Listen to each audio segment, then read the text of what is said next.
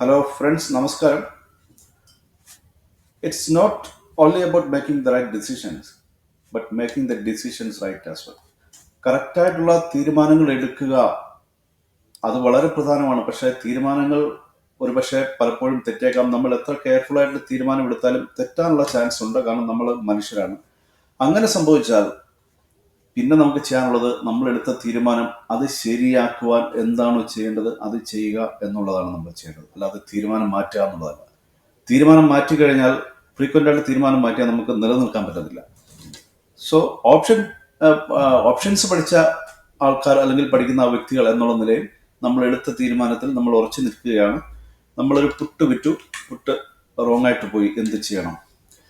ഒരു short puttu means നമ്മളൊരു puttu option വെക്കുകയാണ്. പുട്ട് ഓപ്ഷൻ വെക്കുമ്പോൾ നമ്മൾ ഉദ്ദേശിക്കുന്നത് സ്റ്റോക്കിന്റെ വില താഴേക്ക് വരുമ്പോൾ നമ്മുടെ സ്ട്രൈക്കിലെത്തും, അല്ലെങ്കിൽ സ്ട്രൈക്കിന് മുകളിൽ നിൽക്കും. സ്ട്രൈക്കിന് മുകളിൽ നിൽക്കുകയോ അല്ലെങ്കിൽ നമ്മുടെ സ്ട്രൈക്കിന് അടുത്ത് വരികയോ സ്ട്രൈക്കിൽ വരികയോ പോലും ചെയ്താൽ പോലും നമ്മൾ പ്രോഫിറ്റബിൾ ആണ്.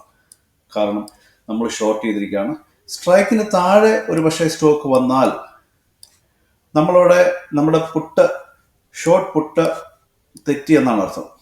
ഒരു തെറ്റിയെന്ന് പൂർണ്ണമായിട്ടും അർത്ഥമില്ല. കാരണം നമുക്ക് വേണമെന്നുണ്ടെങ്കിൽ കുറഞ്ഞ വിലയ്ക്ക് സ്റ്റോക്ക് വാങ്ങാവുന്നതേ ഉള്ളൂ. ക്യാഷ് സെക്യൂർഡ് പുട്ട് ആണെങ്കിൽ. ക്യാഷ് സെക്യൂർഡ് പുട്ട് അല്ല, ഇനി ക്യാഷ് സെക്യൂർഡ് പുട്ട് ആണെങ്കിലും നമുക്ക് എപ്പോഴും ഐഡിയൽ ആയിട്ടുള്ള സിറ്റുവേഷൻ, ഇത് മുകളിൽ എക്സ്പയർ ആയി കഴിഞ്ഞാൽ എല്ലാ മാസവും നമുക്ക് ആ പൈസ കൈവെക്കാം, ആ പ്രോഫിറ്റ് നമുക്ക് കിട്ടിക്കൊണ്ടിരിക്കും. അതാണ് നമ്മുടെ ഏറ്റവും ഐഡിയൽ സിറ്റുവേഷൻ ഒരു ഷോർട്ട് പുട്ട് ചെയ്യുമ്പോൾ. പക്ഷെ വൺസ് ഇൻ എ വൈൽ വല്ലപ്പോഴൊക്കെ പ്രൈസ് താഴെ വരാം. അങ്ങനെ വന്നാൽ നമ്മുടെ തീരുമാനം ശരിയാണെന്ന് കാണിക്കുവാൻ അല്ലെങ്കിൽ സ്ഥാപിച്ചെടുക്കുവാനായിട്ട് നമുക്ക് രണ്ട് അഡ്ജസ്റ്റ്മെന്റുകളാണ് ചെയ്യാൻ സാധ്യമായിട്ടുള്ളത്. നമുക്കത് നോക്കാം. ആദ്യമേ ഒരു ഷോർട്ട് പുട്ട് എന്താണെന്ന് മനസ്സിലായി കാണും, അല്ലെങ്കിൽ ഓൾറെഡി അറിയാമായിരിക്കും. ഷോർട്ട് പുട്ട് നമുക്കൊന്ന് റിഫ്രഷ് ചെയ്യാം. ഇത് റിലയൻസ് ഇൻഡസ്ട്രീസിന്റെ സ്റ്റോക്കാണ്. ഓപ്ഷൻ ചെയിനിൽ നമ്മൾ നോക്കുമ്പോൾ ജനുവരി 30 എക്സ്പയർ ആവുന്ന ഓപ്ഷൻ സീരീസ് ആണ് ഇവിടെ കാണിച്ചിട്ടുള്ളത്. ഇതിൽ സ്റ്റോക്കിന്റെ വില അവിടെ തന്നെ നിൽക്കും അല്ലെങ്കിൽ കുറച്ച് മുകളിലേക്ക് പോകും എന്നുള്ള ഒരു അസംഷനോടുകൂടി നമ്മൾ വിൽക്കാൻ പറ്റുന്ന ഒരു സ്റ്റോക്കാണ്, ഒരു സ്ട്രൈക്കാണ് 1250. കാരണം നിലവിൽ സ്റ്റോക്കിന്റെ പ്രൈസ് 1240 ആണ്. 1240 അടുത്തുള്ള ഒരു സ്ട്രൈക്ക്, അതായത് 1240 തന്നെ ഉണ്ട്. പുട്ട് ഓപ്ഷനാണ് ഈ റൈറ്റ് കാണുന്നത്. ഇത് വിറ്റ് കഴിഞ്ഞാൽ നമുക്ക് ഷോർട്ട് പുട്ട് പൊസിഷനായി. റിലയൻസ് ഓപ്ഷൻസ് 1240 ആണ്.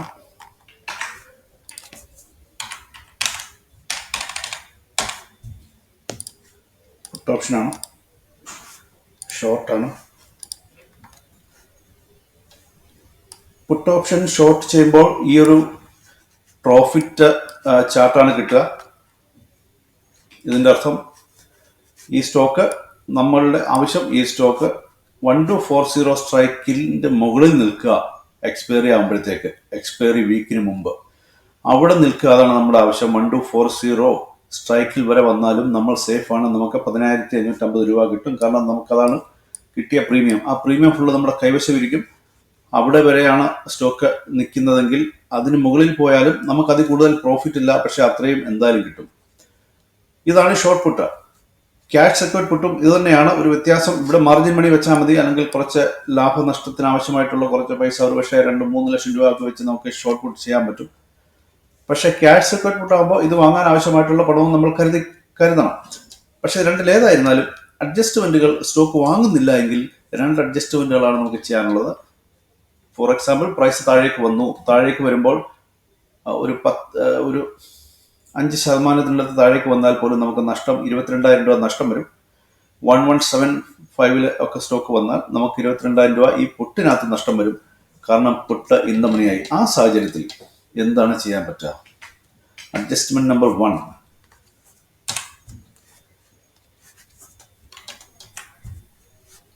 Rolling the put to a later expiration date. നമുക്കറിയാം ഇവിടെ എക്സ്പയറികൾ പലതുണ്ട്.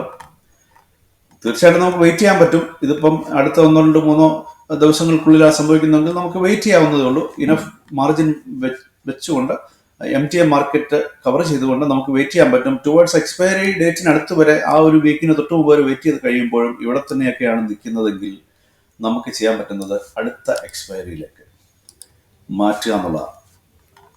ഈ ഈ പുട്ട് ഓപ്ഷൻ നമ്മൾ നഷ്ടത്തിൽ 22,000 രൂപ നഷ്ടത്തിൽ ക്ലോസ് ചെയ്തിട്ട് ഈ 1240 സ്ട്രൈക്കിൽ തന്നെ ഫെബ്രുവരിയിലേക്ക് മാറുമ്പോൾ എന്ത് സംഭവിക്കും? ഫെബ്രുവരിയിലേക്ക് മാറുമ്പോൾ സംഭവിക്കുന്നത്, ഇത് ഫെബ്രുവരിയിലെ പിന്നെ ഓപ്ഷൻ ചെയിനാണ്, ഇൻ ദ മണി ആയിട്ടുണ്ടാവും. നമ്മുടെ ഈ 1240 എന്ന് പറയുന്നത് ഇങ്ങോട്ട് മാറി ഇവിടെ ഒക്കെ വന്നിട്ടുണ്ടാവും, ഈ ഭാഗത്തോട്ട് വന്നിട്ടുണ്ടാവും. ഈ ഭാഗത്തെ പ്രത്യേകത ഇന്തമണിയായി മാറിക്കഴിഞ്ഞു. ഇന്തമണിയായി മാറി എന്ന് പറഞ്ഞാൽ അതിനകത്ത് സ്റ്റോക്കിന്റെ വില കുറഞ്ഞു എന്നാണ്. വില കുറയുമ്പോൾ ഹയർ സ്ട്രൈക്കുകളൊക്കെ ഇന്തമണിയാണ്. ഇന്തമണിക്ക് പ്രീമിയം കൂടുതലാണ്. പ്രീമിയം കൂടുതലാണെങ്കിലും അവിടെ കൂടുതലും ഇൻട്രിൻസിക് വാല്യൂ ആയിരിക്കും ഉള്ളത്. സ്റ്റോക്കിന് യഥാർത്ഥത്തിൽ എന്തുമാത്രം ഓപ്ഷൻ അവിടെ എന്തുമാത്രം യഥാർത്ഥ മൂല്യം, ഇൻട്രിൻസിക് വാല്യൂ നമ്മൾ പഠിച്ചിട്ടുണ്ട്. യഥാർത്ഥത്തിലുള്ള വാല്യൂ, അതായത് സ്ട്രൈക്കും മാർക്കറ്റ് പ്രൈസും തമ്മിലുള്ള വ്യത്യാസമാണ്. അത് ഒരു പോസിറ്റീവ് ഫിഗർ ആണെങ്കിൽ അതാണ് നമ്മുടെ ഇൻട്രിൻസിക് വാല്യൂ, അതാണ് നമ്മൾ വിൽക്കുന്നത്. പക്ഷെ അത് ഇവിടെ തന്നെ നമുക്ക് കാണാൻ പറ്റുന്നുണ്ട്. ഈ 1240 31 റുപ്പീസ് എന്ന് പറയുന്നത് ഫുള്ളും എക്സ്ട്രിൻസിക് വാല്യൂ ആണ്, ടൈം വാല്യൂ മാത്രമാണ്. കാരണം അത് അർദ്ധമണി ആയതുകൊണ്ട്. ഈ കാണുന്ന 44 അല്ലെങ്കിൽ 47 എന്ന് പറയുന്നത് ഓൾമോസ്റ്റ് അത് മിക്കവാറും അത് പിന്നെ ഒരു 17 രൂപ കുറച്ച് ബാക്കിയുള്ളത് ഇവിടുന്ന് ഇങ്ങോട്ടുള്ള വ്യത്യാസം. അത് കഴിഞ്ഞ് ബാക്കിയുള്ളത് ഇൻട്രിൻസിക് മണിയാണ്, ഇൻട്രിൻസിക് വാല്യൂ ആണ്. നമുക്ക് ആ ഒരു കൂടിയ പ്രീമിയം, അതായത് ഇൻട്രിൻസിക് വാല്യൂ മാത്രമായിരിക്കും, ഒരു പക്ഷേ അത് വളരെ കുറച്ച് മാത്രമായിരിക്കും എക്സ്ട്രിൻസിക് വാല്യൂ ഉള്ളത് നമ്മൾ ഫെബ്രുവരിയിൽ ഇത് വിൽക്കുമ്പോൾ. കാരണം നമ്മൾ ഇൻ ദ മണി ഓപ്ഷനാണ് വിൽക്കുന്നത്. അത് ഓക്കെയാണ്, നോ പ്രോബ്ലം. കാരണം ആസ് ലോങ് ആസ് നമുക്കത് അറിയാമല്ലോ, അതാണ് നമ്മൾ ചെയ്യുന്നത്. പക്ഷെ അവിടെ പ്രോബബിലിറ്റി ഓഫ് പ്രോഫിറ്റ് സ്വല്പം കുറവായിരിക്കും അറ്റ് ദ മണിയേക്കാൾ അല്ലെങ്കിൽ ഔട്ട് ഓഫ് ദ മണിയേക്കാൾ. കാരണം സ്റ്റോക്ക് തിരിച്ച് മുകളിലേക്ക് കയറേണ്ടതായിട്ടുണ്ട്. സ്റ്റോക്ക് തിരിച്ച് കയറിയാൽ മാത്രമേ നമ്മുടെ in the money put option പിന്നെ അത് തിരിച്ച് അതിന്റെ വാല്യൂ കുറയുകയുള്ളൂ. നമ്മൾ വിറ്റ സാധനത്തിന്റെ വില കുറഞ്ഞാലേ തിരിച്ചു വാങ്ങുമ്പോൾ നമുക്ക് ലാഭമാവുകയുള്ളൂ. കാരണം നമ്മൾ ഷോർട്ടാണ് ചെയ്തിരിക്കുന്നത്. അപ്പോൾ അത് ശ്രദ്ധിക്കേണ്ടത്, ഈ ഒരു ഇൻട്രിൻസിക് വാല്യൂ അവിടെ ഉണ്ടായിരിക്കും, പ്രോബബിലിറ്റി കുറവായിരിക്കും, ചെറിയ രീതിയിൽ അതറിയണം. പക്ഷേ സ്റ്റോക്കുകൾ പലപ്പോഴും തിരിച്ച് കയറാറുണ്ട് 1-2 മാസമൊക്കെ ആകുമ്പോഴത്തേക്ക്. അത് നമ്മൾ ഓരോ സ്റ്റോക്കിന്റെയും ബിഹേവിയർ അതിന്റെ കൂടെ ഇരുന്ന് പഠിച്ചു കഴിയുമ്പോൾ നമുക്ക് മനസ്സിലാവും എങ്ങനെ ഏത് സ്റ്റോക്ക് എവിടെയൊക്കെ എങ്ങനെയൊക്കെ കയറാറുണ്ട്. കാരണം നമ്മൾ ബിഹേവിയർ പഠിക്കുക എന്നുള്ളതാണ് ഇതിനകത്ത് ഏറ്റവും പ്രധാനം. ഇതിന്റെ ഒരു അഡ്വാൻറ്റേജ്, നമുക്ക് കുറച്ചുകൂടെ സമയം കിട്ടും. അടുത്ത ഒരു മാസം കൂടെ കിട്ടുകയാണ് നമ്മുടെ സ്റ്റോക്കിന് മൂവ് ചെയ്യാനായിട്ട്. നമ്മൾ ആദ്യം തന്നെ ചെയ്തത് സ്റ്റോക്ക് മുകളിലേക്ക് പോകും അല്ലെങ്കിൽ അവിടെയൊക്കെ തന്നെ നിൽക്കും എന്ന് വിചാരിച്ചാണ് ചെയ്തത്. പക്ഷേ താഴേക്ക് പോയി കഴിഞ്ഞപ്പോൾ നമ്മൾ അതേ സ്ട്രൈക്കിന് നമ്മൾ ചെയ്യുമ്പോൾ, അടുത്ത മാസത്തേക്ക് ചെയ്യുമ്പോൾ നമ്മൾ ഇന്തമണിയാണ് ചെയ്യുന്നത്. ഇന്തമണി ചെയ്ത് കഴിഞ്ഞാൽ നമ്മുടെ ആവശ്യം സ്റ്റോക്ക് മുകളിലേക്ക് കയറണം. എന്നാൽ മാത്രമേ നമ്മൾ ആ സ്ട്രൈക്കിന് മുകളിൽ, അല്ലെ ഏറ്റവും കുറഞ്ഞ ആ സ്ട്രൈക്കിന്റെ അവിടെ വരെയെങ്കിലും എത്തണം. എന്നാൽ മാത്രമേ നമ്മൾ പ്രോഫിറ്റബിൾ ആവുകയുള്ളൂ. അതാണ് അവിടുത്തെ ഒരു സിറ്റുവേഷൻ. ആ ഒരു എക്സ്റ്റൻസിക് വാല്യൂ കൂടെ കണക്കിലെടുത്ത് കൊണ്ടുള്ള ഒരു സ്ട്രൈക്കിനടുത്ത് എത്തിയാൽ മാത്രമേ നമ്മൾ പ്രോഫിറ്റബിൾ ആവുകയുള്ളൂ, അല്ലെങ്കിൽ കുറച്ചെങ്കിലും ലോസ് കുറയ്ക്കാൻ സാധ്യമാവുകയുള്ളൂ. ആ ഒരു സിറ്റുവേഷനാണ്. അപ്പോൾ ഈ ഒരു അഡ്ജസ്റ്റ്മെന്റ് ആണ് ഏറ്റവും ആദ്യം ചെയ്യാൻ പറ്റുന്നത്. എന്താണത്? അടുത്ത ഒരു എക്സ്പയറിയിലേക്ക് മാറ്റുക, സെയിം സ്ട്രൈക്കിലെ പുട്ട്. അപ്പോൾ നിലവിലുള്ളത് ക്ലോസ് ചെയ്യുക, നഷ്ടത്തിൽ ക്ലോസ് ചെയ്യുക, അടുത്ത ഓപ്ഷൻ അടുത്ത എക്സ്പയറി വീണ്ടും ഷോർട്ട് ചെയ്യുക. അപ്പോൾ നമുക്ക് വീണ്ടും ആ പ്രീമിയം, ഒരുപക്ഷെ അതിൽ കൂടുതൽ പ്രീമിയം നമുക്ക് കൈവശം കിട്ടും. പിന്നെ അത് വെച്ച് നമ്മൾ അത് മെയിൻറ്റെയിൻ ചെയ്യുക. അവിടെയും തെറ്റിയാലും ഇതുപോലൊക്കെ ചെയ്യാവുന്നതാണ്. അപ്പോഴത്തേക്കും നമുക്ക് കാര്യങ്ങൾ മനസ്സിലാക്കണം എന്താണ് സ്റ്റോക്കിന് സംഭവിക്കുക എന്നുള്ളത്. മറ്റൊരു adjustment rolling down and out ആണ്. ഇവിടെ നമ്മൾ ആദ്യം അതേ സ്ട്രൈക്കിൽ തന്നെ ആണ് ചെയ്യാൻ ശ്രമിച്ചത്. പക്ഷെ അതിന് പകരം ഡൗൺ ആൻഡ് ഔട്ട് എന്ന് പറയുമ്പോൾ ഈ 1240 ഇന്തമണിയായി പോയി കഴിയും. പിന്നെ അതിനേക്കാൾ കുറഞ്ഞ വിലയുടെ ഒരു സ്ട്രൈക്ക് അർദ്ധമണിയായിട്ട് വരും. ഒരുപക്ഷെ 1200 ആയിരിക്കും ഇവിടെ വരിക. അതായിരിക്കും അപ്പോഴത്തെ അർദ്ധമണി. അതിന് ഇൻട്രിൻസിക് വാല്യൂ ഏകദേശം ഇതുപോലെ തന്നെ കാണും. എക്സ്ട്രിൻസിക് വാല്യൂ, ടൈം വാല്യൂ ഇത്രയും കാണും. ആ ടൈം വാല്യൂ നമുക്ക് ഷോർട്ട് ചെയ്യാൻ പറ്റും. അപ്പൊ ഇവിടെ ഉണ്ടായ നഷ്ടം ഇവിടെ തിരിച്ചു കിട്ടും. പക്ഷെ കൂടുതൽ പ്രോബബിലിറ്റി ഉണ്ട്. നിലവിലുള്ള പൊസിഷൻ ക്ലോസ് ചെയ്തിട്ട് മറ്റൊരു പുട്ട് കുറഞ്ഞ സ്ട്രൈക്കില്, അത് ഒരുപക്ഷെ അർദ്ധമണിയാവാം അല്ലെങ്കിൽ നിയർ ദ മണിയാവാം, അതും അടുത്ത എക്സ്പയറിയിലേക്ക് ഫെബ്രുവരിയിലേക്ക് വിൽക്കുക.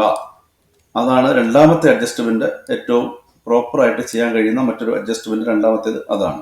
Rolling down and out.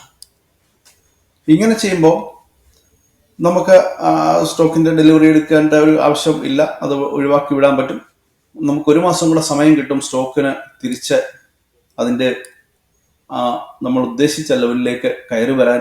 ഒരു മാസത്തെ സമയം കൂടെ നമ്മൾ അലോ ചെയ്ത് കൊടുക്കുകയാണ്. പക്ഷെ ഇങ്ങനെ ചെയ്യുമ്പോൾ എക്സ്ട്രിൻസിക് വാല്യൂ നമുക്ക് കൂടുതൽ കിട്ടും, ടൈം വാല്യൂ കൂടുതൽ കിട്ടും.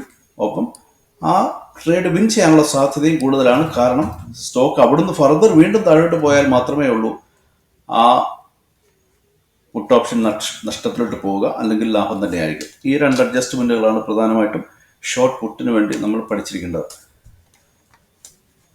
സോ ഇതിങ്ങനെ പഠിച്ചിരിക്കുക എന്നുള്ളത് വളരെ ക്രിട്ടിക്കലായിട്ടുള്ള ഒരു സ്കില്ല് തന്നെയാണ് ഓപ്ഷൻ ട്രേഡ് ചെയ്യുന്ന വ്യക്തികൾക്ക്. അവിടെയാണ് നമ്മളത് മാനേജ് ചെയ്യുക.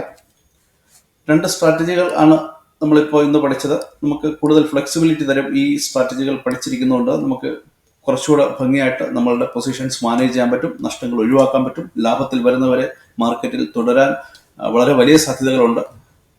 റിലയൻസ് പോലുള്ള കമ്പനികൾ, അല്ലെങ്കിൽ വളരെ വലിയ രീതിയിലുള്ള കമ്പനികൾ വളരെ വലിയ ഒരു മൂവ്മെന്റ് താഴേക്ക് നടത്തണമെന്നില്ല സാധാരണ കേസിൽ. അഥവാ നടത്തിയാലും തിരിച്ചു വരും, എന്നെങ്കിലും തിരിച്ചു വരും എന്നുള്ള പ്രതീക്ഷയിലാണ് ഇങ്ങനെയുള്ള ഷോർട്ട് പുട്ടുകൾ നമുക്ക് ചെയ്യാൻ സാധ്യമാവുകയുള്ളൂ. നിഫ്റ്റിയിൽ വേണമെങ്കിലും ചെയ്യാം. അങ്ങനെ നമുക്ക് നമ്മുടെ പ്രോഫിറ്റ് മെച്ചപ്പെടുത്തിയെടുക്കാൻ പറ്റും. നമ്മളുടെ റിസ്ക് എത്രമാത്രം നമുക്ക് എടുക്കാൻ ഉള്ള കഴിവുണ്ട്, മാർക്കറ്റിനെ പറ്റി നമ്മൾ എടുക്കുന്ന വ്യൂ എന്താണ്, നമ്മളുടെ ട്രേഡിങ്ങിന്റെ ഉദ്ദേശ ലക്ഷ്യങ്ങൾ, ഇതൊക്കെ അടിസ്ഥാനപ്പെടുത്തിയാണ് നമുക്കിവിടെ ഒരു തീരുമാനം എടുക്കാൻ കഴിയുക. Any questions? Please ask. Thank you for watching. Please like, share, comment and subscribe. Happy investing.